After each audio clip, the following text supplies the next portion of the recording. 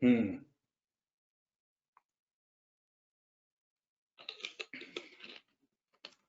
NBA says they're having trouble keeping their games going. That's weird. Football's just like, hey, who's got COVID today? Okay, you sit on the bench. Everybody else get back on the field. I guess it's better to have more guys. All right, audio and visual seem to be working, and we are good to go. What am I doing? Oh yeah, I like some going. Oh yes, right. Disclaimer. Let's get Mr. Roboto on the case.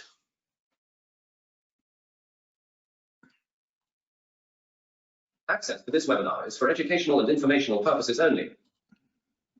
Consult a licensed broker or registered investment advisor before placing any trades. All securities and orders discussed are tracked and monitored in virtual trading accounts. Virtual account prices and returns may differ from actual trading results. Commission costs are excluded. Neither PhilStockWorld.com PSW, nor its affiliates, nor any of their respective offices, personnel, or representatives. Agents or independent contractors are in such capacities licensed financial advisors, registered investment advisors, or registered broker-dealers. Nothing contained in this webinar, website, or promotional material constitutes a promotion, recommendation, solicitation, or offer of any particular investment, security, or transaction. Trading options involves risk. Visit the OCC website www.optionsclearing.com to read characteristics and risks of standardized options. PSW provides education and training services that are meant to teach you the risks and potential rewards of trading options, and we are not a service that tells you what to trade. We are not implying or guaranteeing any profit. As always, do not trade with money that you cannot afford to lose. Past performance does not equal future results, and results discussed in this webinar are not typical and are only valid on that specific or identified date. Your results may vary. By accessing this webinar, you agree to hold the above harmless from any loss you may incur as a result of information discussed in the media identified above. By accessing this webinar, you agree to be placed on our mailing list and receive our newsletter. Rest assured, we take your privacy very seriously, and we will not distribute or sell your information to anyone. All right, fantastic. So how is everybody doing? Is everybody having fun out there? Look at the market. Look at this. It goes up and up and up, and up and up and up. Everything goes up. So obviously we got stopped out, around in this range over here when it went up this morning, and now we have to reestablish our shorts. So, I still have my down shorts. So much for that money. Anyway, so still have 2 down shorts, but 31,000 is fine. So we'll see how that one goes. I don't mind. They're cheap shorts, so not a big deal. Back above 38 on the S&P. We're getting close to 13,000, but no cigar on the NASDAQ, or I would have gotten the yen. Russell kind of crazy, so we'll see what happens. 2132 was the tops before, and I'm not in love with the Russell short right now. I was waiting for it to get back below 2100 and never made it, which was actually a good sign that we should get out of the rest. And we'll see. And then oil I wanted to short, but oil has not been, hasn't hit a spot where we can really short it.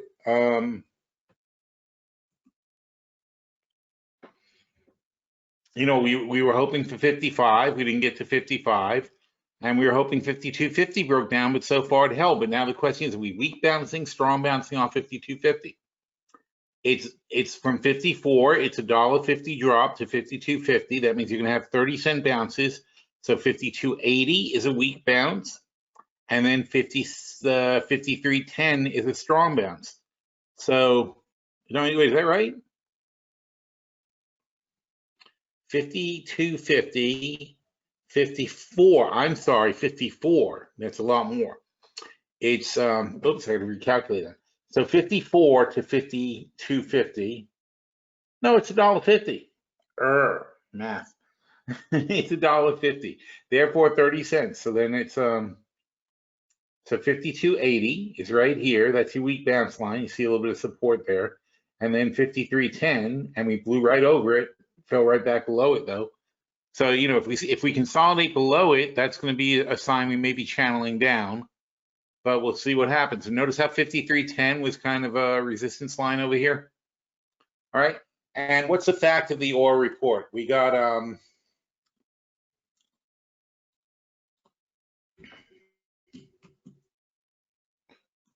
petroleum. Whoops, petroleum status report. All right.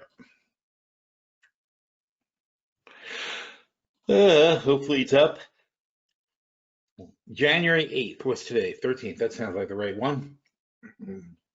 So what happened? We had oil inventories were down 3.2 million barrels. Gasoline increased by 4.4 million barrels, and distillates increased by 4.8 million barrels. That is not at all what somebody said in the chat room. So you got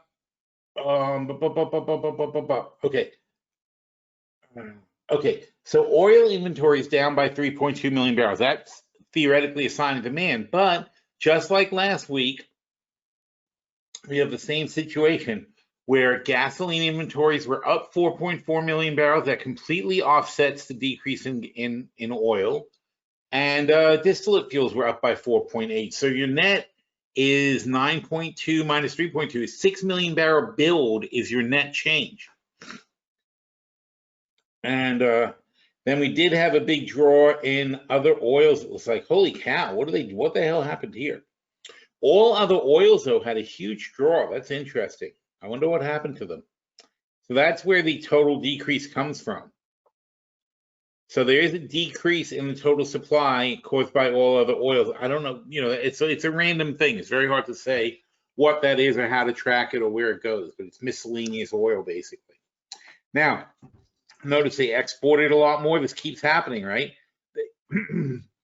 They exported 3.5 million barrels per day of petroleum product. 3.5 million barrels per day shipped out of the country.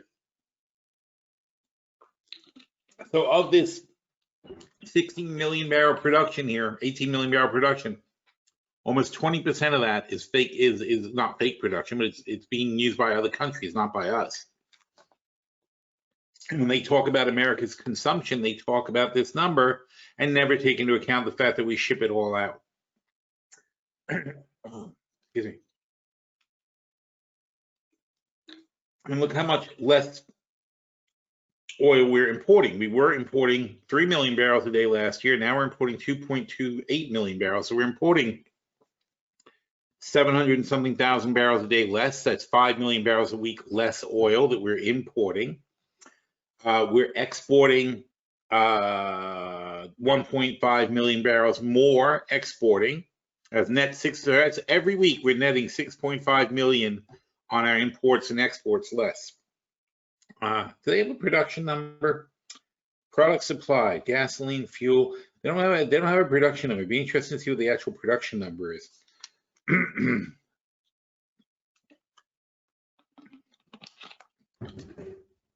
But everything's down. So we're net building product. We have more product total than we had last year. It's not a good story for the energy market, and that's why that whole rally, this whole rally, has been very silly. And longer term, we can look on the futures chart. But there is no justification for this other than OPEC agreeing to cut back. But when you look at that, let's take a look at that. OPEC production cuts 2020, not 2020, 2021.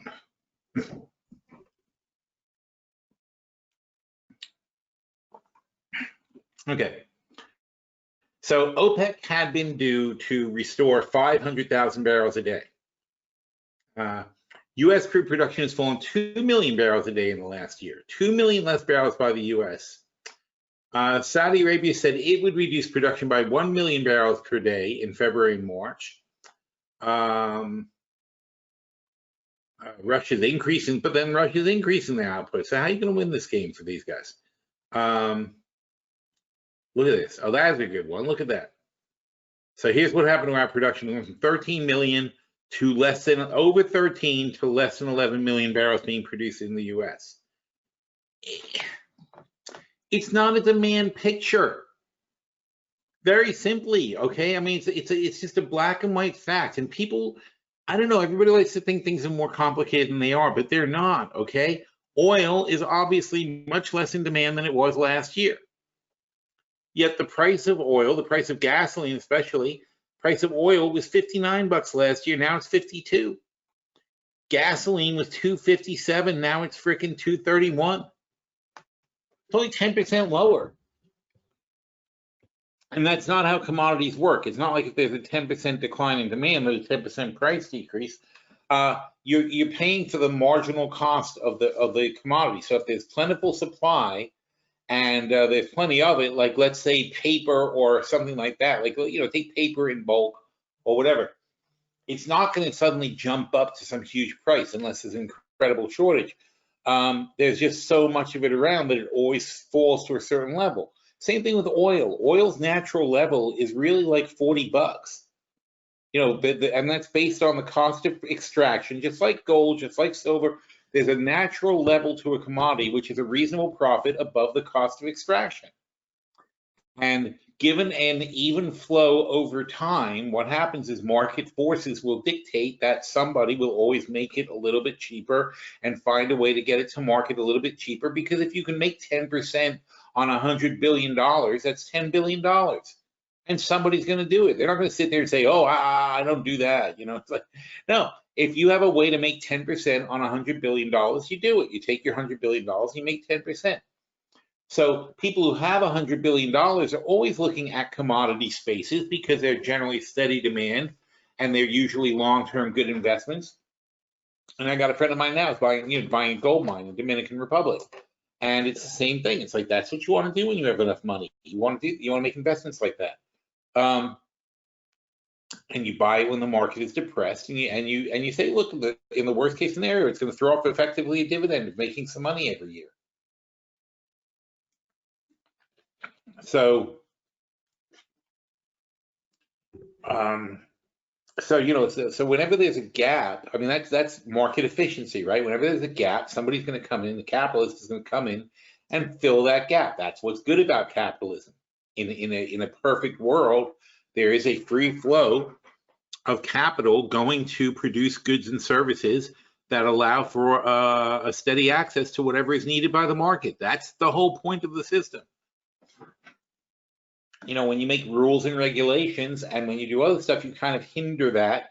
But on the other hand, when you allow monopolies to run rampant, they hinder that themselves. And then the companies that are in power will try to hinder it or form cartels like OPEC, which is what OPEC is. OPEC is just an unnatural way to try to keep prices inflated in the oil market. So it's all based on nonsense. All this stuff is bullshit. There's no reason oil should be this much. I mean, they tell you we're cutting production. We could produce more. We could have much more oil. We don't need to. But then the question is, why am I paying that? If you could have as much oil as you want, there's no shortage of oil. There's no lack of supply. In fact, even with the cuts in production, even with that, they still can't, even with the low prices, they still can't find enough demand. And you still end up building more and more oil every week. Or total oil inventory product XX. That's not a commodity that should be going up in price. And it should be going down pretty drastically. Because in oil, like I said, you're paying base price of 40, then you're paying for scarcity, which there isn't. You're paying for security, fear of terrorism, fear of a cutoff supply. The potential of demand could be interrupted. Hasn't been any of that lately. Now, you know, there's no war, there's no pipelines blowing up, there's no people taking over wells. None of these, you know, we don't have any major tensions in the world. Thank goodness, we got enough problems going on, right? Without wars breaking out. It's funny though, right? Okay, so everybody's worried about like getting diseases now, and nobody's worried about like fighting over territory or whatever petty disputes they have for whatever else. But as soon as there's a cure, everybody will go right back to worrying about like who owns this strip of land. Oh, they're doing the impeachment vote right now. GOP rep Liz Cheney votes for impeachment. All right. It's just the reps. I mean, the Senate, I can't see how the Senate could possibly pass this. Anyway, where was I? Scarcity, right. So, you know, it's obvious why oil is not in demand. Now, of course, people could be hedging their bets to say, oh, the virus is going to end and everybody's going to be back out and blah, blah, blah. But you're still ignoring the overall efficiency in the oil market and what's been going on over the longer period of time. So, if we look at oil for the last few years, it's been in a pretty steady downtrend. And this is from fuel efficiency and so on and so forth. Now, Biden coming in and being president and re-signing the Paris Accords and cutting down on emissions and everything else, I don't see how that's ever going to get you back to 60. Oil is out. Oil is as out as coal. It's going to take years to kill it, but it's out. It's going. So there's no, this trend line, this downtrend line right here where we're at the top of, this is a great shorting line. That's why I want to get on the short bandwagon soon, because we're going to probably come back down. I mean, Joe Biden is 100% on board with signing legislation that says we are going to remove all internal combustion engines in 10 years. He's totally for that. And so are pretty much every other country on earth, including the other great automaker, Germany, and even Japan. I think Japan might be the only one that's hedging, but they still want to fix the environment. So, the major auto producing nations are all on board with this electric car future. And that just means less and less and less and less demand for oil. It's very simple. It's not a complicated thing. So the trend you got to be watching is this line here that goes down and this line here that goes down. And we're probably going to be in this channel for many years to come. Restart to install the newest Windows feature update. No, thank you. How do you go away? Fine. Restart to be that way. See if I can.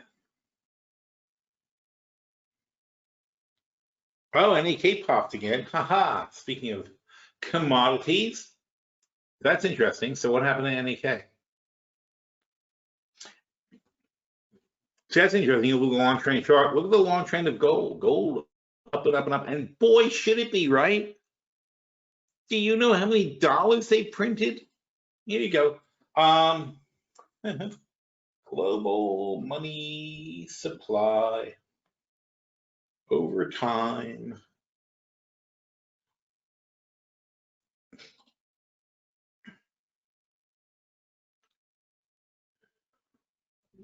Do these go out now? No.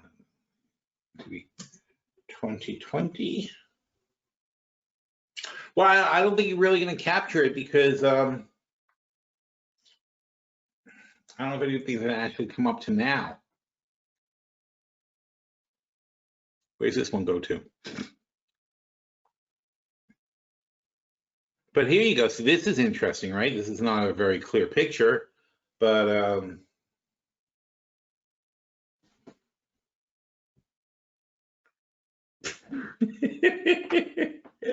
what is that? Is that this year? God. Okay, there you go. I mean, look at this. M2 money stock, right?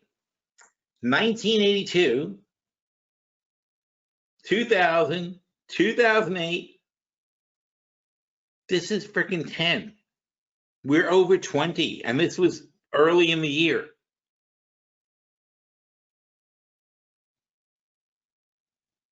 This is crazy. This is the growth from the previous year. So the money stock usually grows 10% a year in a good year. Basically, you're going to grow the money stock. We were at 20. We're probably at 40 now. I mean, probably 40% up from last year.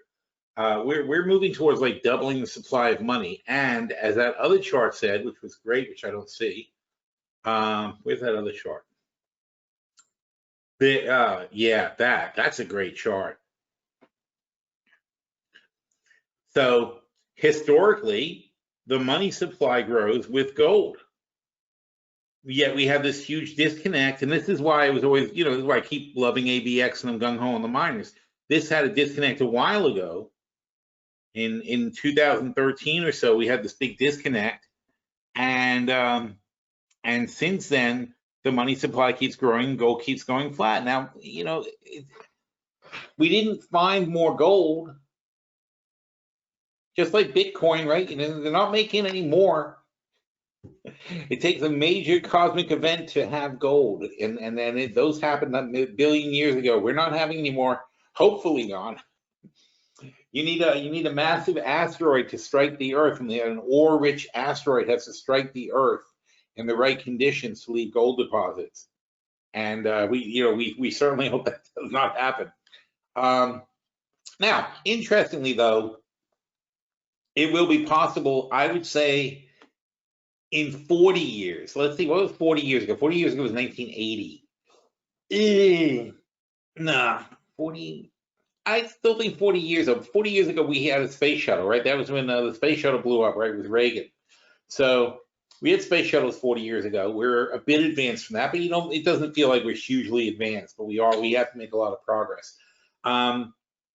Obviously, 80 years ago, no, 1960, whatever, 69, we went to the moon. So our first rocket launch was 69, basically. And now we're capable of going to Mars. We're not doing it, but we could if we wanted to. That's a big difference. We have a space station, things like that. So that kind of progress. So what's the next level? So the same thing in my lifetime, so that's 50-something years. So let's say in 40, 50 years, there's no reason that we can't go to space, find an asteroid that's loaded with gold, and get it and bring it here.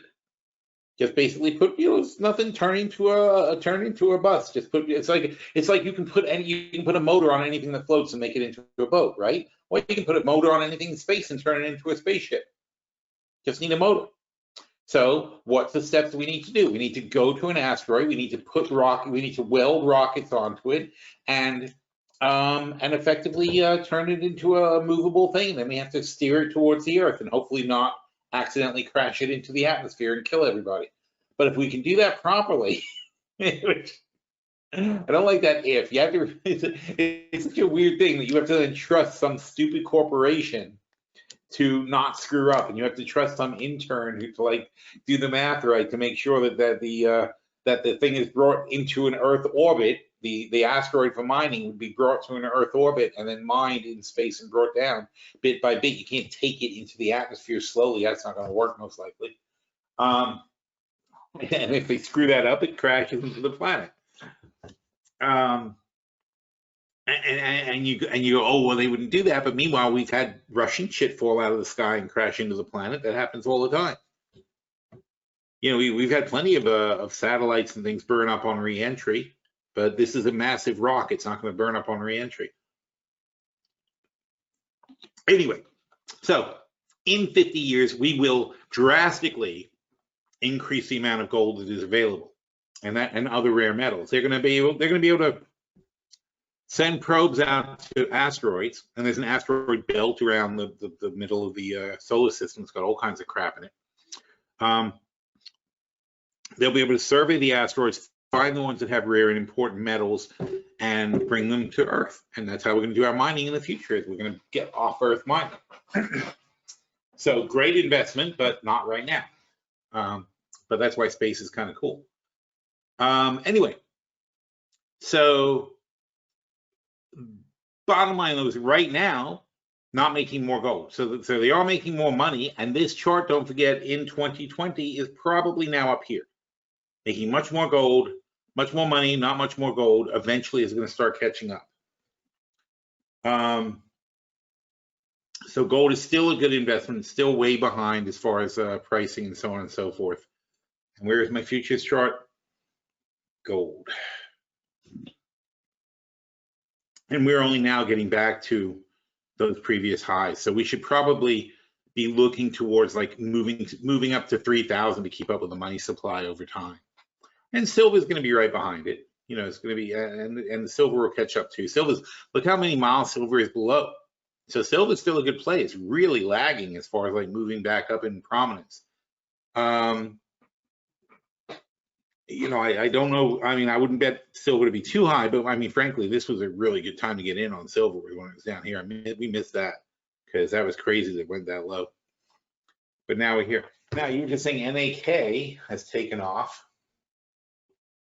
La-di-da. And speaking of more gold, NAK is going to be the world's largest untapped supply of gold if they get permits. 20%, holy cow, what a day. Oh, that is today. Okay, so that's what happened today. They went back up to 69. So why? What happened? La-di-da, here's Yahoo.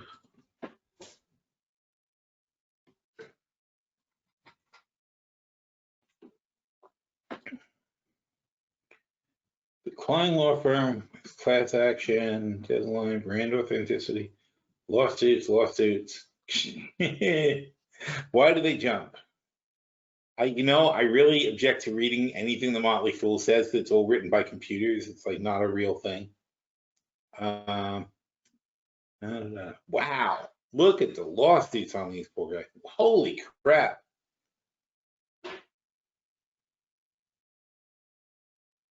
The state of Alaska to appeal the project permit denial. Oh, I didn't know about that. No wonder. Northern Dynasty, the Alaska governor, issued a statement last week. His administration will appeal the Army Corps of Engineers denial. See, you just got to bribe the right people. The governor said, accompanying denial of Clean Water Act proposed copper, gold, molybdenum, silver, blah, blah, blah, project in Alaska is flawed and creates a dangerous precedent that will undoubtedly harm Alaska's futures. As the owner of the land and subsurface mineral estate, the state of Alaska has a right, along with Northern Dynasty. I see. So they're concerned about their ability to sell land, because if nobody's going to give them a permit, then what's the value of the land?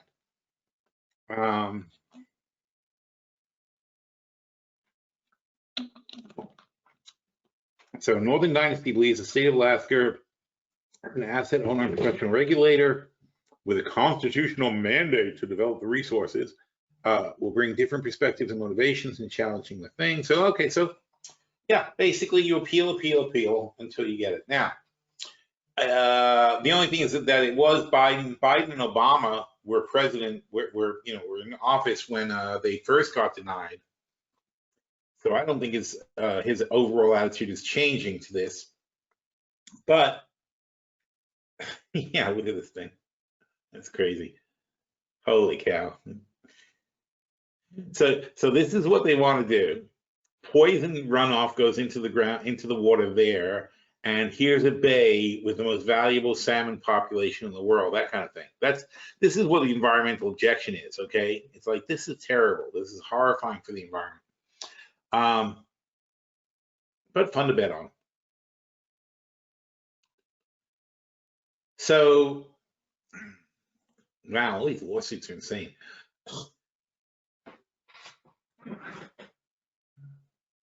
But the thing is that the minerals they have there are actually kind of vital for the U.S. and for our national security. Not the gold and silver, but the molybdenum and some other, and uranium and some other things that they have in there that are rare earth materials that if we're ever going to be in any way competitive with China, we have to mine this stuff somewhere.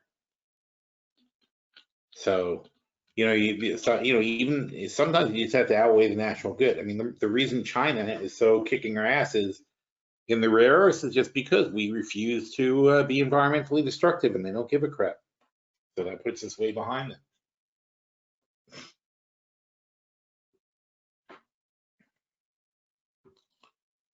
But yeah, I'm done selling Molly.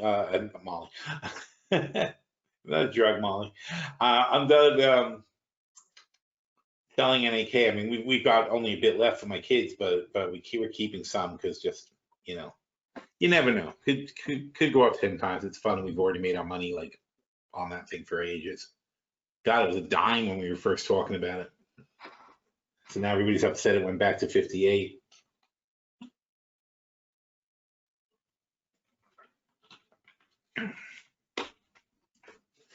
All right, so what else is going on? We were talking about the short-term portfolio this morning.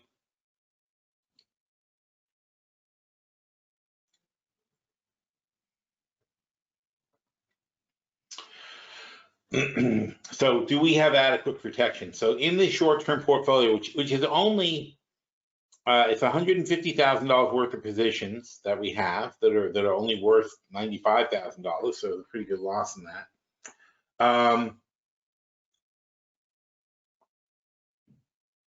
And do we have enough protection? Well, it turns out that we've got 25,000 in FXP. And by the way, if you want to tailor it, each position, take a look at what our protection is. Net 3,000. This one's got a hell of a bang for the buck.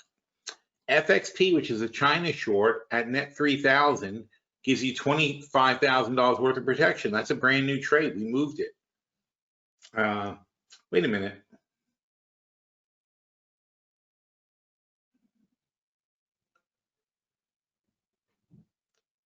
Oh, no, we didn't move it. Okay, I'm sorry. If there's a 16.5% drop in the Chinese market, FXP goes up 33%, and because it's a 2 times short ETF, and we're going to hit our goal at 40 bucks. So it's currently right there, 4,600 minus 1,600 is $3,000 net for this trade, and it's 40 times the $7, which is $28,000 spread. So $25,000 upside. It's almost 1,000% protection for your money. And meanwhile, you're not going to get a huge amount of decay on this because they're both going to move up and down together as they have already. So this one lost 5,400, this one gained 4,400 since we bought it. We originally came in, it was a $4,000 spread, and now it's a $3,000 spread. So we've lost $1,000 since November on this spread, and it's gone 100% against us. Here's what FXP has done since November. Here's November. Well, when do we buy it? November what? November 23rd. So we bought it November 23rd. It went our way for a little bit, and then it completely collapsed. So, could not really have been much worse than what it was doing. It was going down from here, went down to here, and now the question is, are we going to bottom? Well, you can't say is it going to bottom out here. Oh, I used FXP twice here. Look at that. But if we look at the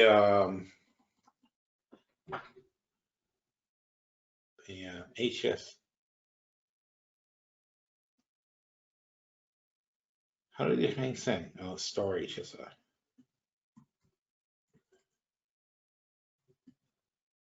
There it is, Hong Kong.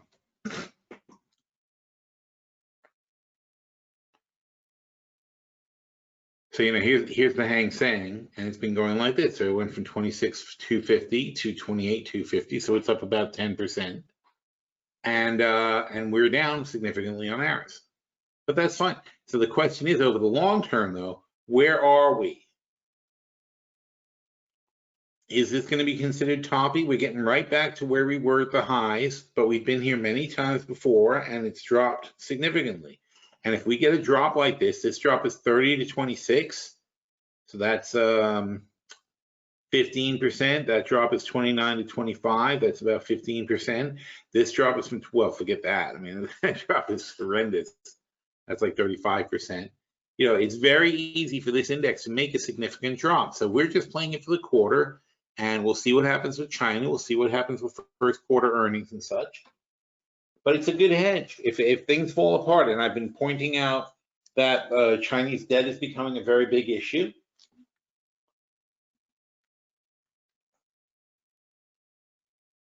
So, we've got big issues with Chinese debt.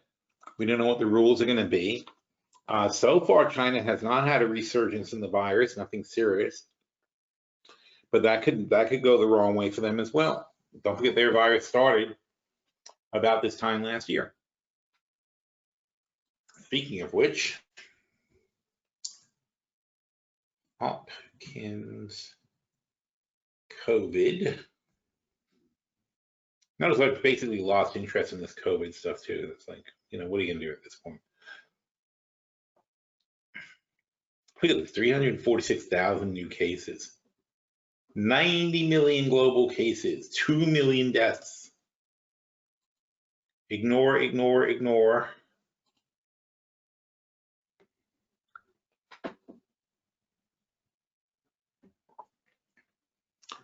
$22 million cases in the US. Only 91 million in the whole world, 22 million, 23 million basically in the US. What is 23 into 91? 23 divided by 91. 25%. So we're actually moving up. So we were actually moved up because we didn't used to be 25%. Now we're like 20. Now we're 1/4 of the world's total cases. I think we used to be 20%. So we're climbing in our percentage of the world's total. India's basically got it under control compared to us. It's really awful. Deaths, we're only 20% of the deaths, so that's good. So keeping that together for now. But anyway, so it's just basically not good and not getting better. And I don't know what our daily numbers are, but our daily numbers probably suck. It's just I don't care anymore. It's just, what are you gonna freaking do? That's just like the normal situation we live under now. But economically, I do care. And somebody was on Bloomberg double dip recession. Somebody said this word today. Is it BlackRock? Double dip recession beckons in Europe, double dip recession in Europe, double dip recession in Europe, UK. I thought they were talking about the US, so I think they were talking, somebody was on Bloomberg today talking about this in the US. There will be no spring recovery. Sunak must prepare for a US recession. So Europe is obviously extremely concerned about this. Oh no, Goldman Sachs warns on the UK. All right, well, so most of this is referring to Europe, but somebody was definitely talking about the US and Bloomberg today, and I made a comment about that because I was like, oh, that's new. It's like something else to worry about. But we're so distracted, like there's so much crap going on. How can you focus on anything like as mundane as a double dip recession? But we've got some really, really terrible numbers. And I don't know that I think a lot of these forecasts that people have are a bit going to be off the rails. We're not going to get these numbers back. So we'll see. We'll see what goes on.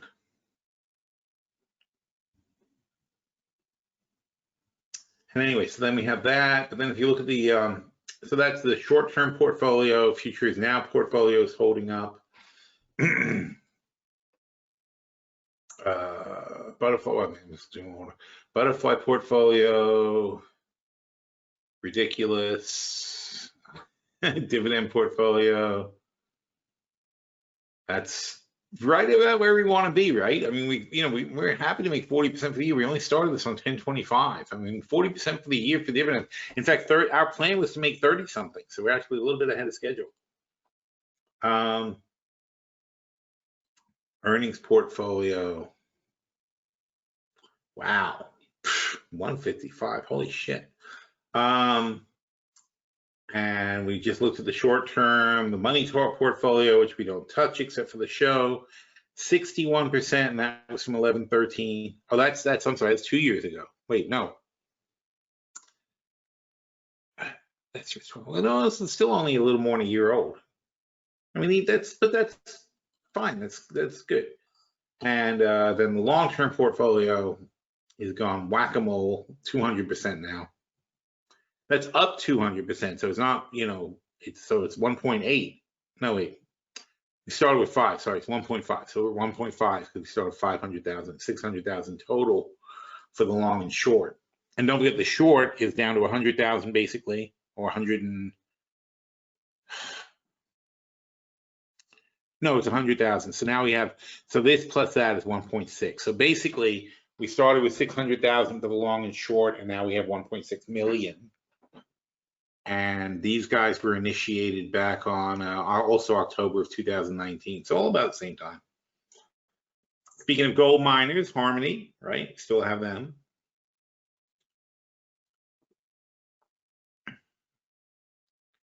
And we will go through these things when we do the review. So nothing to really worry about. We're doing the reviews over the next couple of days. We'll see how they all go.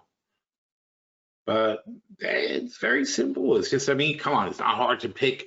You know, I'm not proud of having really great returns in a year like this. It's, if you can't make money in a year like this, when the hell are you going to make money? Everything went up all the time. You know, we were having a discussion about Tesla today in the short-term portfolio.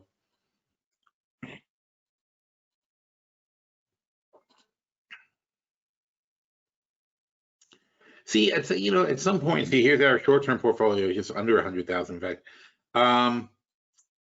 So the short-term portfolio, 54.2% down on 200,000. Oh yeah, because we originally started with 100, we cashed out, and we left an extra 100 in here because it had a ton of money. So that's still the same money we started with, 100,000, really.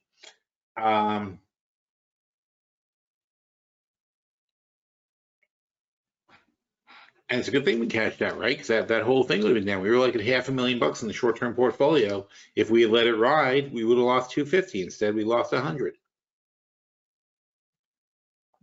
Because we expect, you know, I mean, that was the thing. You gotta take money off the table. Otherwise, you're never going to win. You can't just let things ride up and down on you. So Tesla, we had the one short 700 call.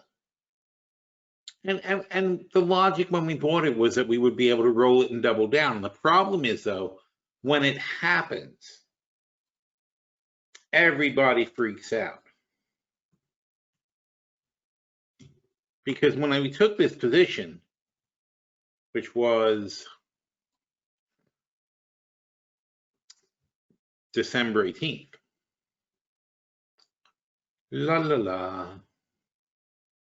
where was I? Tesla. That one.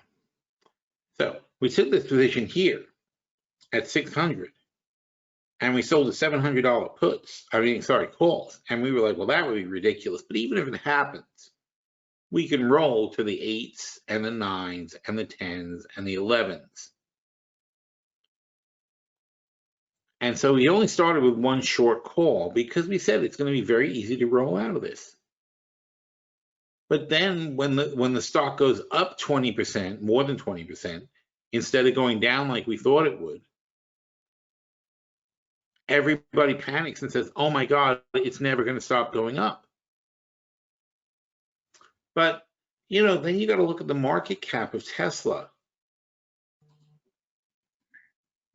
And it's now, I think, $800 billion. Yeah, it's $800 billion. So 25% higher than this makes it $1 trillion company. So 838 times 1.25. So at 1,047, this becomes $1 trillion company. Now that's ridiculous. It's ridiculous now, but it's even more ridiculous then. The PE ratio of this company is 1,600 times earnings. They make 50 cents per $800 share.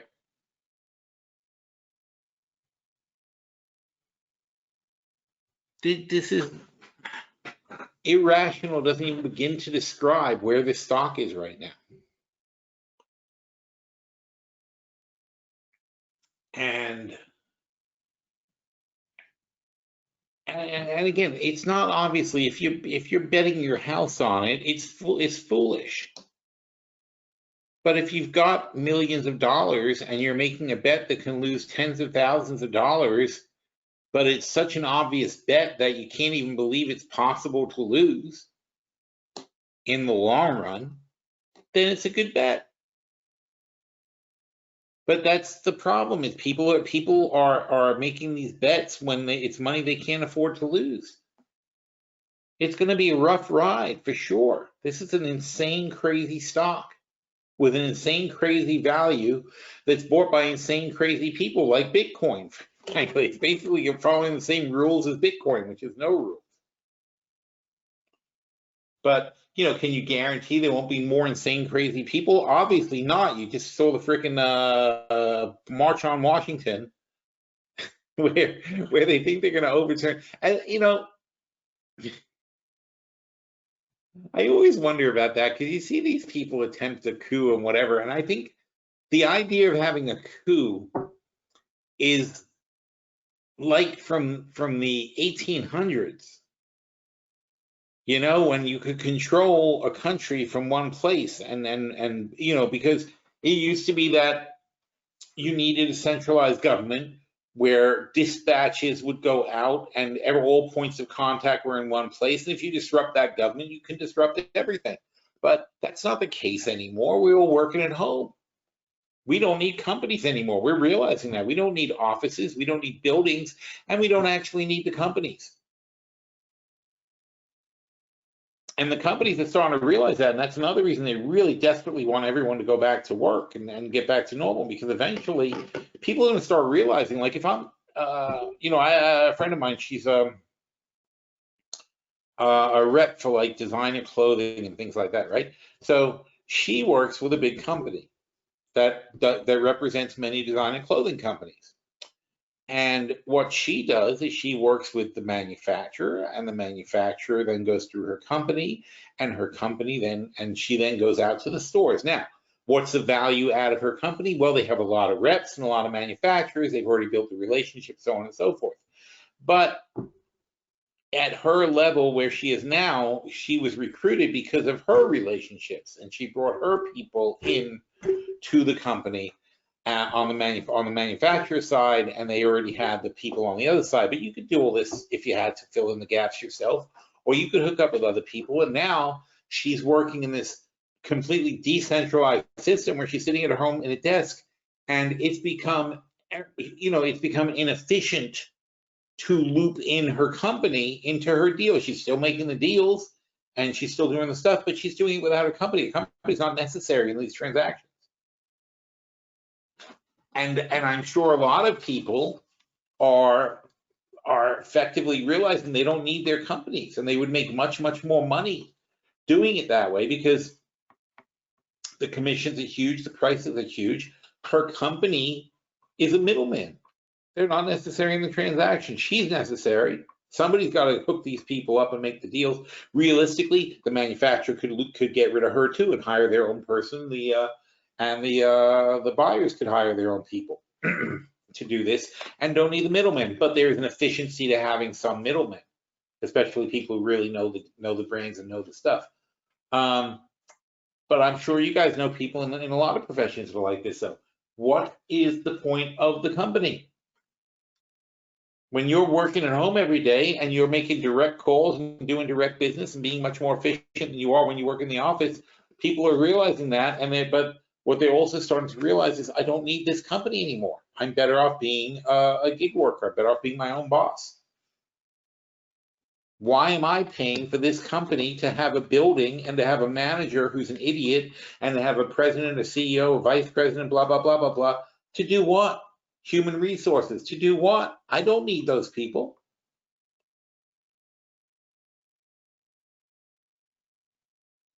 That describes probably half the jobs out there. You start realizing that this whole corporate middleman bullshit is not necessary. And it's getting to be a bit more of an Etsy kind of world, right? Where individual people are making stuff for other people and skipping the whole process of retail. Where, you know, we're a long way from a revolution like that and going back to, like, you know, it just sometimes it swings too far. Everything doesn't have to be made by big factories overseas. Everything doesn't have to, you know, you can make things. There are people who know how to make stuff. And You know, a carpenter can make a chair that's as good as anything you're going to buy in a store. And if he has a good way to sell it, which now people are being forced to find those ways to do things, they're realizing it's like, wow, I make just as much money making 5 chairs and selling my 5 chairs for $600 directly to the store than if I make 5 chairs at the factory and get paid $15 an hour. And that's the thing. I mean, people are realizing that. They're realizing their actual value. It's very disruptive. I think that's the good thing in the economy, but the bad thing is that we're not letting the economy reset. You know, and that's one of the things recessions do, is they force the economy to reset and force people to find ways to make money. We're not doing that because we're sort of flooding everything with cash, and that's a hard line. I'm not saying it's bad, because you need a social safety net. You need to let people deal with things. If it's endless free money, how are we going to transition? How are we going to change the economy? Where's the motivation? You know, and I know I'm a big liberal, and I know that you don't expect me to say something like that, but you do have to have some incentive to go out and make a living. And they've already done studies, and they found that adding the $600 weekly unemployment benefit has not been a deterrent to getting people to find jobs. They've got just as many people finding jobs, the same turnover, the same flow rate. It's been just help people get through a rough time. It's perfect. And I'm very, very in favor of Andrew Yang's minimum wage proposal, or living wage proposal, that everybody, I think every single person in America should get $1,000 a month. That's it, no matter what. Every single human being in America, you have a baby, you get another $1,000 a month, but maybe limit that to 2 babies. That's the only bad thing. You don't want to have an incentive to have more babies. But every person should get $1,000 a month. And that means 2 people getting together have $2,000 a month. A father and a wife and 2 children will have $4,000 a month, which is enough to live in a house and do your basics. After that, go get a job, make some money, have a nice life. And I'm not saying add welfare to that. That's what you get. Here's $1,000 a month. Welcome to America. That would cost, let's see, 330 million people. Let's say we give it to every single person without exception. 330 million people times times 12,000, right? Times 12,000 is $4 trillion. All right, that's 20% of our GDP. That's like a value-added tax. You take 20% of the GDP, you put a VAT on it at 20%, and you redistribute that to everybody. Everybody gets it. So it's a tax on everyone of 20, and you pay it at the store. Even the people who get the $12,000, which is everybody gets the $12,000, puts the money back. So 20% of that money recirculates anyway. Immediately, it goes back to the government. It increases the economy. It boosts activity economically. It eliminates all these social services and so on and so forth, because everybody's now got $12,000. That's more money than we give in aid. So it's not changing the aid, it's just redistributing money to everyone so that everyone can cover the basics. And that way, if you know for sure that people are getting $12,000, that means you can for sure build housing for people that cost $600 a month, and you know for a fact that they can afford it. So in other words, you're always going to find people to live in these houses. You know there's money out there. You know people can afford that plus food, and they're all set. So why would you not want to do that? And the big arguments against it are, oh, well, then everybody will move to America. It's like, well, that's not a bad thing. You know, it's like but of course we've learned to hate immigrants now, but yeah, people will move to America. We already restrict our immigration. So people who qualify will move here. It becomes a desirable country. We eliminate poverty, and we redistribute wealth and create a more even society. And you know what? The people who don't want to work, don't have to work, and that would decrease unemployment, right? Because why should everybody work? We only have 165,000 jobs in this country now. 100 years ago, everybody worked. 95% of the people basically worked, but most of them were farmers, right? 100 years ago, most people were farmers. Almost everybody in a farm works, the family. Even the kids are out there doing stuff, the parents are out there doing stuff. Everybody works. That's how you make your living. That's natural. That is a natural society. Automation and modern society has caused it to be where there's only 165,000 jobs for 330 million people. So 50% of the people do not work and do not need to work. Obviously we produce 10 times more than we produced 100 years ago with half as many people working. So what's going to happen in the next 100 years? In the next 100 years, and it'll probably be much more drastic than that, but even if we do the same thing, in the next 100 years, only 50 million people are going to need to work. And they're going to support and they'll be able to provide everything that's needed by 330 million people. So what are we going to do? Are we going to give them 100% of the money and tell everybody else, well, you aren't working, tough luck? No, that's stupid, right? So you need to rethink the concept of distributing money in society. You can't do it just to the people who work.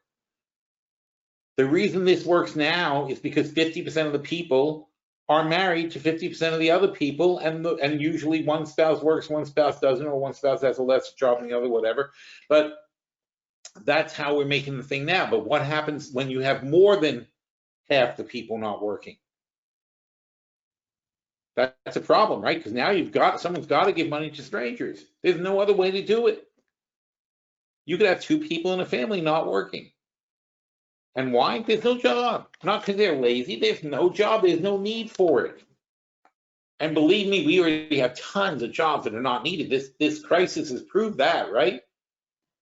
We're still economically at 90%, even though nobody's going to work. We don't actually need all these people. So there's a good, we've got years of upheaval ahead of us on this thing, but it's really only accelerating things that were already obvious.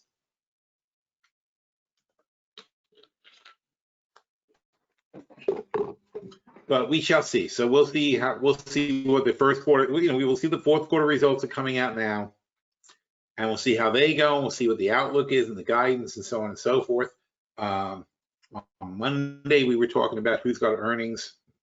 There wasn't really anything exciting at the early part of the week.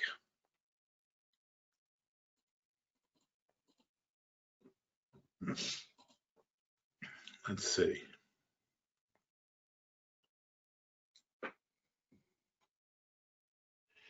Oh, look, speaking of governments, the Italian government is on the brink of collapse. 128 million people joined vaccine line in the US. I don't know what that means. Just reading headlines, I can't hear it. I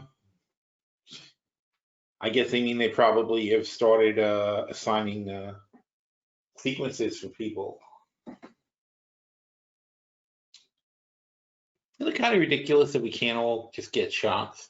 Like, you'd think we'd be a little more organized in this. I mean, I understand there's a certain amount of vaccine available, but wouldn't you think that they could use all the vaccine that they do have available in short order and give everyone the vaccine that they've got enough for, and then be making more?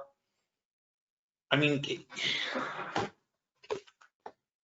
I don't know. I mean, it's like, okay, I imagine there's only a certain capacity for making vaccine. That obviously it's something complicated, and think of this X amount of labs and whatever, but whatever their production capacity is, they should be running at full capacity making vaccine right now. And we should be delivering the vaccine as fast as possible, and people should be getting it as fast as possible. And we're doing none of that. And you're getting your ass kicked when we've got 1% of our population vaccinated, and England has about 20% of the population vaccinated already. This is pathetic.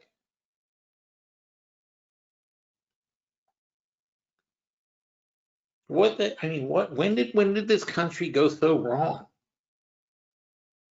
And is it that this administration just is refusing? Not refusing, not like being incompetent. You can't just, like we talked about this, you can't just be incompetent and do this badly. You have to actively sabotage the effort. Even by accident, you would end up vaccinating more than 1% of your people. You have to really try hard to do this bad. You have to purposely make decisions that are bad.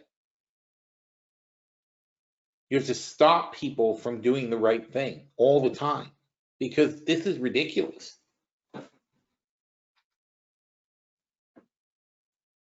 And it's African companies that have, it's U.S. companies that have the vaccine. It's not like it's foreign companies and we can't get it. It's our companies.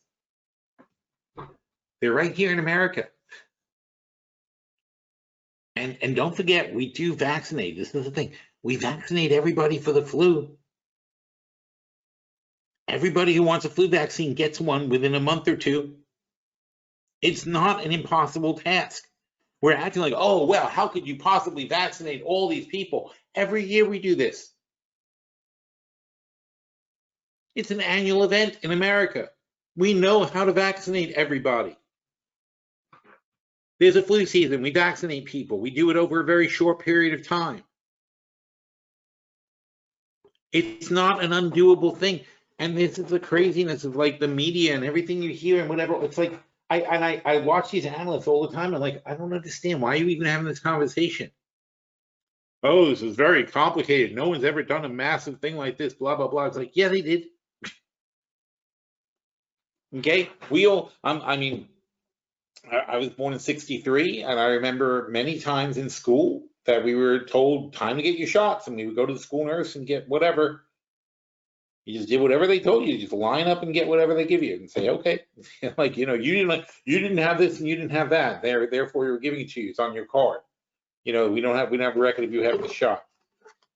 And I remember it was like, you got the vaccine unless you had a note saying not to, unless your mother would be able to say, no, he's been vaccinated for this already. And sometimes they want proof, but they were like, we're vaccinating you. Sorry, you're getting this drug unless you got it before. Because bottom line was, it didn't hurt apparently. Like if you got 2 measles shots, it wouldn't hurt you to have 2 measles shots.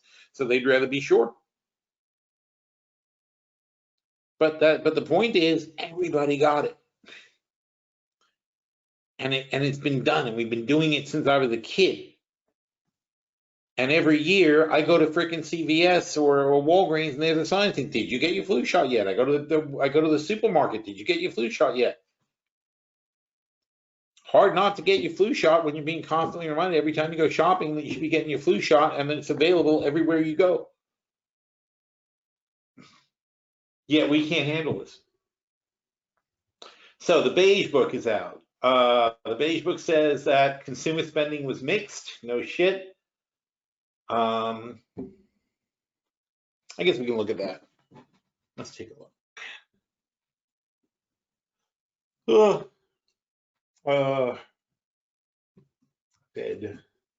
Beige, spell beige, beige book.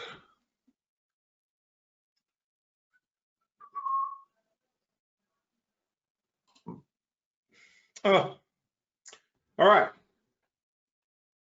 As I often say, you've got to read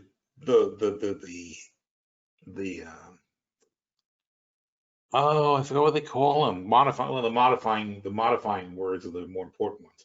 So keep in mind the number is 13 districts. Most Federal Reserve districts reported economic activity increased modestly since the previous book period, although conditions remain varied. 2 districts reported little or no change in activity. 2 others noted a decline. So 4 districts flat to down. 4 out of 13. Reports on consumer spending were mixed. Some districts, some is not most, noted declines in retail sales and demand for leisure and hospitality services, largely owing to the surge in COVID, blah, blah, blah. Most districts reported intensification of the ongoing shift from in-person shopping to online sales. Most districts reported that's over the Christmas season, of course, during the holiday season. Auto sales weakened somewhat. They weakened somewhat. Since the previous report, while activity in the energy sector was said to have expanded for the first time since the onset of the pandemic, manufacturing activity continued to recover in almost all districts, despite increasing reports of supply chain challenges. Now, increasing reports of supply chain challenges are early signs of much bigger problems in manufacturing activity. You got to be careful about that.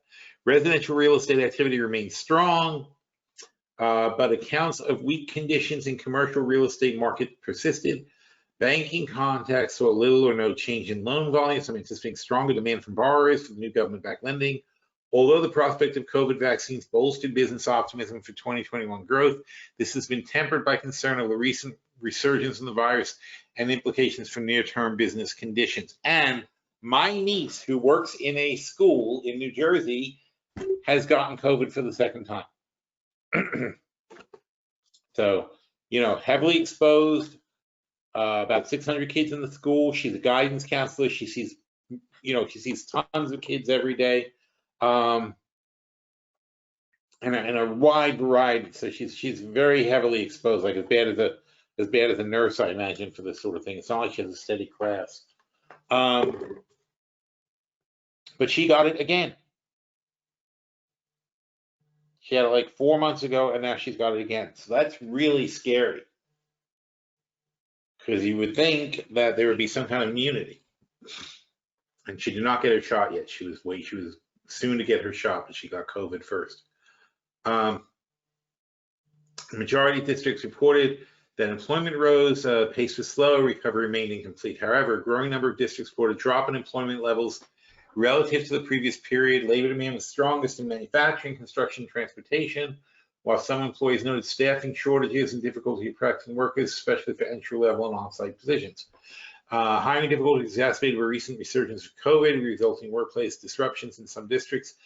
Contacts in the leisure hospitality, renewed employment cuts due to containment measures.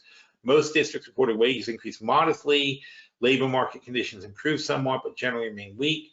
Employers in some districts reported rising wages or offering more generous benefits such as year-end bonuses and flexible work arrangements to limit employee turnover. So it's getting harder and harder to have employees turn up at the job because employees are starting to realize they don't need these jobs. They figure out ways to make money on their own. Almost all districts saw modest price increases since the last report, with growth in input prices. Now, see, this is a concern to the Fed when they see this. Modest price increases, growth in input prices, outpacing finished goods and services. So it's bad for business because the cost of the goods are coming in and they are manufacturing it and they're not able to pass it on to the consumer. So that's bad, and that hurts their margins. Prices for construction and building materials, steel products, shipping services have risen further. Contacts in several districts noted. By the way, though, our shipping services actually handled the Christmas volume amazingly, considering all the extra stuff that's being ordered on a regular basis, plus Christmas, and they got it all done without any major outages or anything. So, you got to be pretty impressed with these companies, I tell you, FedEx and UPS and such. They should have some really good numbers. Excuse me. All right, so contacts several districts note improved ability to raise several districts improved ability to increase final selling price to consumers, retail, wholesale, trade, manufacturing. Some cited plans to increase prices. Energy prices spiked up in the reporting period, but remained below pre-pandemic levels. Home prices continued to climb, driven by low inventories and rising construction costs. And that's it. So nothing special here, nothing great. It's a slow, unsteady recovery, but very easy to knock that off and cause problems. So we have to just be very careful about what we see in here and how we and what the new data looks like. Oh, I'm sorry, Monday. That was what I wanted to look at Monday. There was supposed to be a chart of the earnings. Oh yeah, here you go. So not much here, but tomorrow we hear from BlackRock, Delta, First Republic, and then Friday we get the big banks, and after that, and then next week things go crazy, and then there's tons of earnings. But we got the big banks coming in on Friday. BlackRock's a big bank too, basically. Delta is going to be interesting to see what's happened to them. That's tomorrow morning. And we'll see what happens. But, you know, I mean, at the moment, I'm kind of like, I'm waiting to see. I want to see what the earnings reports look like. I want to see what people say they're doing and try to get a feel of what's going on. Now, as I said, the indexes bounced back. We had our note auction, and I guess that went off okay. We had the 30-year bond auction just happened at 1 o'clock. There's the beige book out. Then Claridia is speaking a bit later. Bostic speaks tomorrow. Kaplan tomorrow. Probably can't read this. Jobless claims, import and exports, natural gas report, no one cares. And here you got PPI, retail sales, Empire State Manufacturing, industrial production, a lot of stuff. Business inventory. So Friday, we have big banks and a lot of economic data. So that'll be kind of interesting tomorrow. Not tomorrow, Friday. Oh, and Monday's like a holiday, isn't it?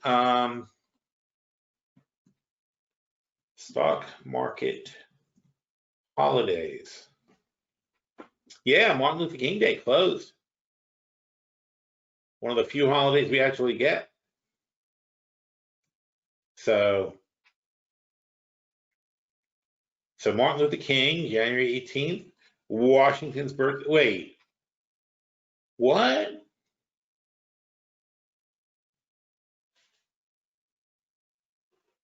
Oh, okay. So it's weird. It's Washington's birthday. It's like President's Day. It used to be called President's Day. I don't know what happened. They're dissing Lincoln.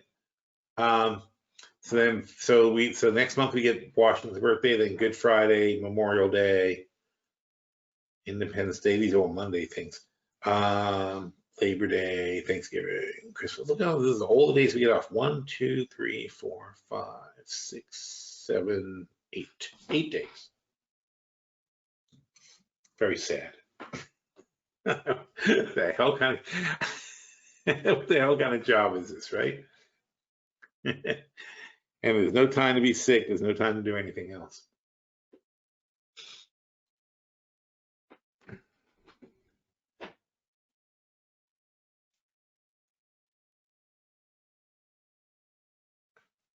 So Harold says, got my vaccine. Vaccination centers waste about 2 to 8 doses a day because people cancel or reschedule their appointment for the second dose. So the doses pulled for them need to be wasted. Wow. Wasted, or they give it to somebody like you? That doesn't. I can't see them wasting them. That would be terrible.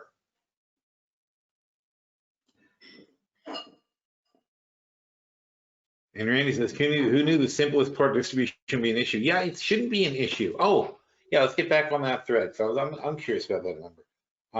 How many flu vaccines were given in 2019? That's a good question. Okay, so here you go.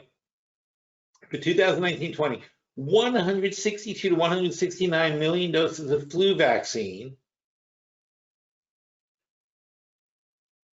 are distributed.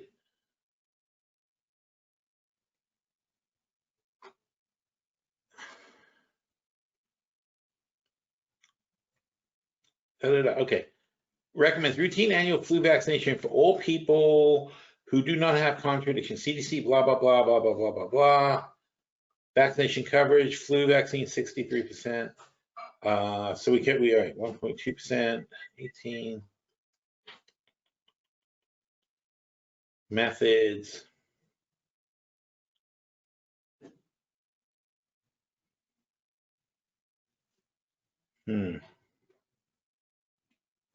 God, there's a lot of numbers here. That summary was more useful than the article. Holy, that's too much stuff. Anyway, all right, yeah, so that's freaking CDC. Oh, it's a different article. That's why this one had better.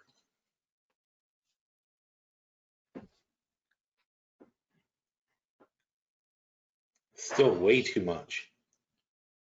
You can't just put the numbers up.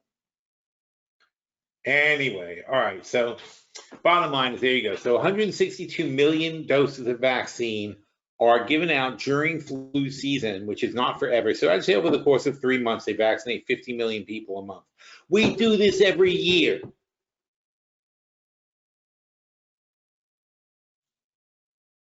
So we have the ability to make 162 million doses, and we have the ability to distribute 162 million doses. We have that technology. It exists now. We have that infrastructure. It exists now. What the fuck are we doing? What is wrong with this country?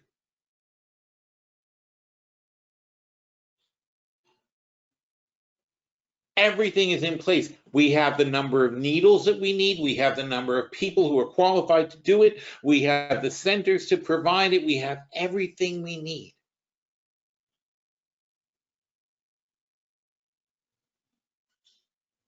And you say, oh no, this one has to be kept cold. Well, you know what? You take it off the truck, you keep it cold. So your bottleneck is what? Your bottleneck would be the cold containers, right? So this has to be kept cold. So you keep it in the cold container. So your bottleneck is cold containers. That means just get a bunch of cold containers. Raid Costco, raid Sears, and get all the little mini fridges they have, or whatever it is you have to do. But whatever it takes, just make the frickin' thing. It's really just dry ice in a closed box. That's all it is. You know, it's not like it's impossible to manage.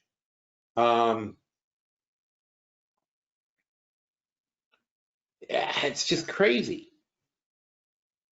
It really is. It's just like, how can we not be able to do this? And again, first month, 3 million people vaccinated. That means at that pace, 36 million people a year, whereas we usually do 160 million people a year. What is going on here? What on earth are we doing?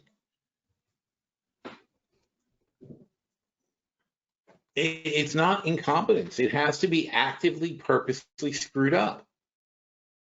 Oh, Randy says he thinks 100 to 200 million in 2 months. So he says it's about a two-month cycle. JC says, you talked about how you're a long-term negative on oil. What's your medium long-term take on pipeline companies? Well, pipeline is different. I like, you know, it's got to go. The natural gas pipelines I certainly like. The oil pipelines, down the road, they're going to be decreasing volumes, decreasing capacities. And especially you want to be careful the ones that are transporting shale, because shale, if the price of oil is low and demand for oil is low, those pipeline companies invested a lot of money in putting in pipelines to shale areas are going to be hurting, right? They still got the pipelines, still have to maintain everything, but not as much oil is going to be coming out of those areas. So when you invest in a pipeline company, you have to understand, like, where are they making their money? Where are these pipelines? Who are they servicing? If they're servicing areas where the wells are shut down, that's not going to be good for your investment. So the same is true in natural gas, though. The natural gas pipeline companies, where's the gas coming from? Is it robust? Is it a growing area, or is it declining? Baker Hughes sometimes has those maps of like where all the rigs are and whether the rigs are declining in sectors. The EIA has maps and things like that. But I mean, if you're going to start making these investments, you're going to start studying it. There's a reason I don't bother. It's a lot of work. But knowing that you should know these things makes me not want to invest in it if I don't know it. I don't have time to sit there and study that. But you do have to think about it, and you should know where this is coming from. And you want to be very careful reading these people's quarterly reports and seeing what they're saying about their customer base and who's buying it and who's using it. Some people invested a lot of money in pipelining to LNG terminals that are being slow to start up, that they're behind. You have to know that it's been built for a reason. You know, that's a problem. It's like a road that's not used, right? I mean, you can build a road and maybe nobody actually drives on it. You know, at the time they thought it was a good idea, but by the time they finally built the thing, it was underutilized. But if you're a pipeline company, if you're the government, you can do that. But if you're a pipeline company, you shouldn't do that. That's a problem. Oh, Randy amended his statement to 3 or 4 months. See, once he put his feet to the fire.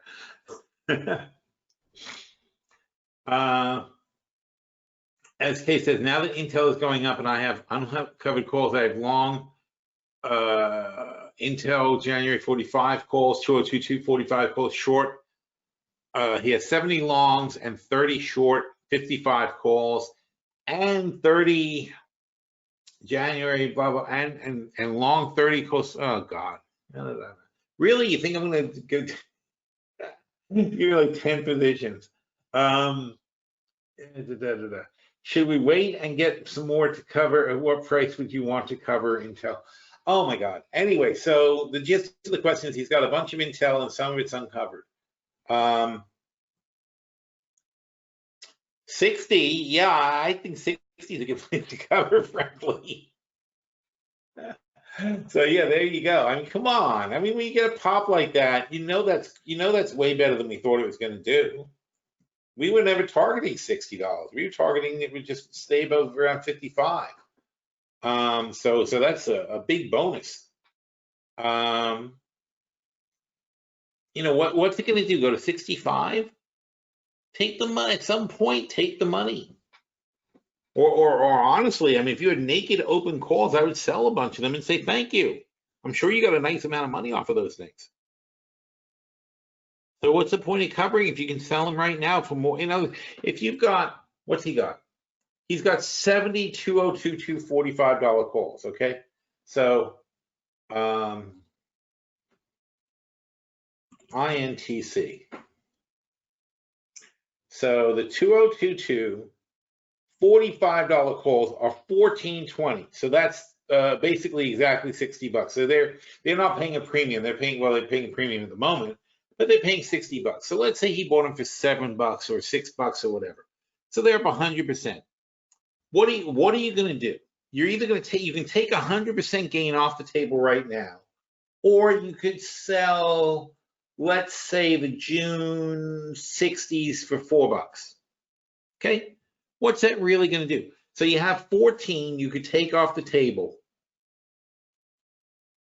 Okay, here's $14 and something you can take off the table right now and walk away with the cash, or you can sell the $60 calls for $4, which means you're taking 4 off the table.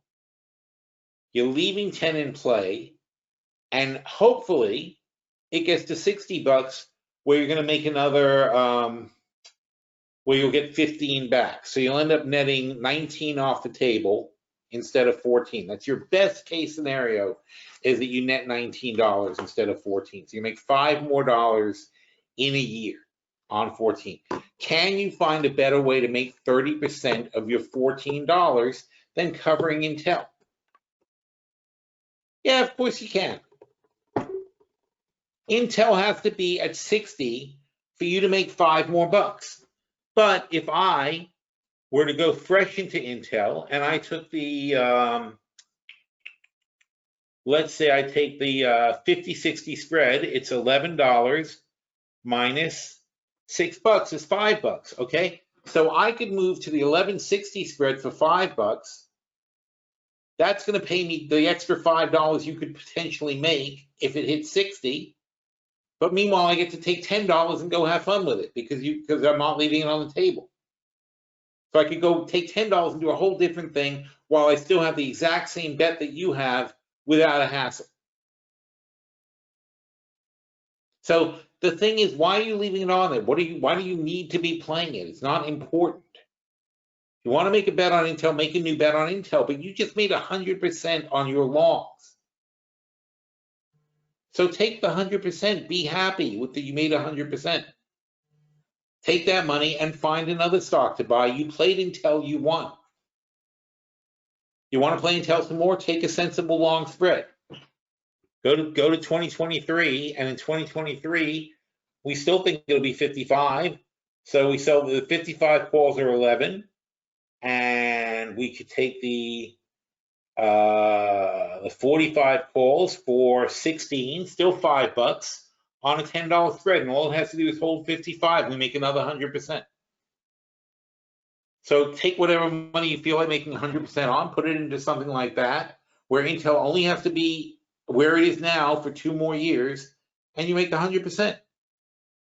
And meanwhile, you got most of your money off the table with 0 risk. No risk, no margin.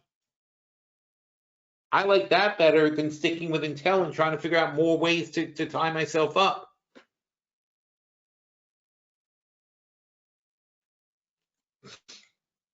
So you're saying you already made 40, he says it was net 41,000, now it's 100,000. Great, so take your 100,000 and then rebet the original 40,000 on a spread and leave it alone. Then you'll make another $40,000. But you know what you have? You have $60,000 to play with, which is 50% more than you started with, and you still might make another 40 on the side. Or really 80 on the side, because you're not counting that as your profit yet because it's back in play. But that's how I would do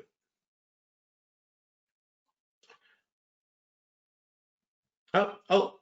So here's Intel. So yeah, popping to 60. I mean, that's right there was $3 more. I mean, if you don't think about it and you just say, okay, this pop I should sell into, you sell into it and you're done. Now, Intel, by the way, this move has been a big market mover today. So that's one of the reasons we're having good days. Intel had this massive pop.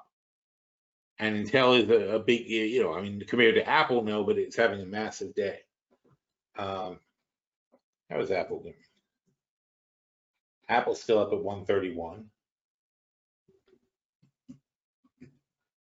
Tesla's back in the positive today. How about Chipotle, CMG? Another short we have.